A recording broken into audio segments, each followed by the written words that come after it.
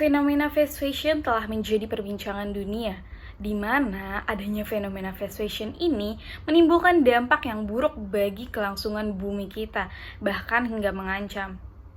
Untuk itu di sini saya akan membahas mengenai bahayanya fast fashion bagi lingkungan.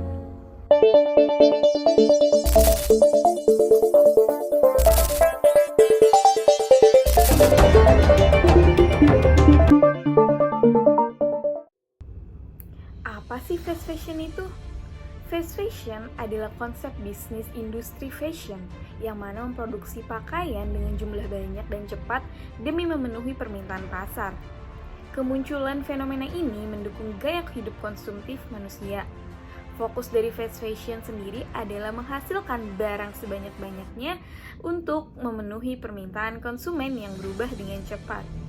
Namun, perilaku industri kebanyakan tidak memikirkan dampak buruk dari fast fashion bagi lingkungan hidup. Lantas, kenapa sih fast fashion diperbincangkan? Kenapa kita harus berhenti memakai fast fashion? PBB sendiri mengungkapkan bahwasanya industri fashion menempati posisi kedua sebagai industri paling berpolusi. Pasalnya, industri ini menyumbang 80% dari limbah emisi karbon dan juga 20% limbah air global.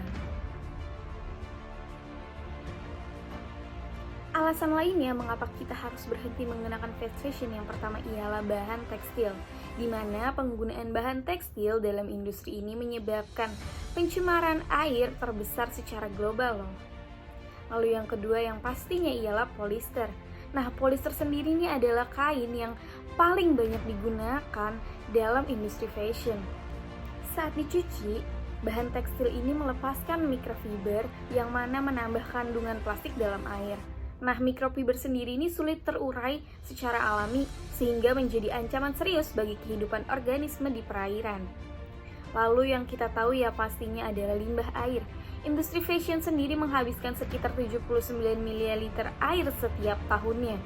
Selanjutnya, limbah air hasil produksi ini yang tidak diolah kembali dapat mencemari perairan dengan racun logam berbahaya yang dapat mengancam organisme laut. Selain mencemari lingkungan, industri fast fashion juga sangat berdampak buruk bagi para pekerja manusia yang bekerja di dalamnya. Pengaturan mengenai hak pekerja dalam mendapatkan waktu kerja yang sesuai hingga hak mendapatkan upah yang layak sesuai waktu jam kerja didapat pekerja agar tidak terjadi kesewenangan yang mengakibatkan adanya eksploitasi pekerja dalam peraturan hukum Indonesia. Nah, dalam industri fast fashion terjadinya banyak sekali eksploitasi pada pekerja. Berdasarkan pasal 77 Undang-Undang Ketenagakerjaan bahwasanya pengaturan atas jam kerja yang telah ditetapkan negara Indonesia yakni maksimal 7 sampai 8 jam sehari atau 40 jam seminggu.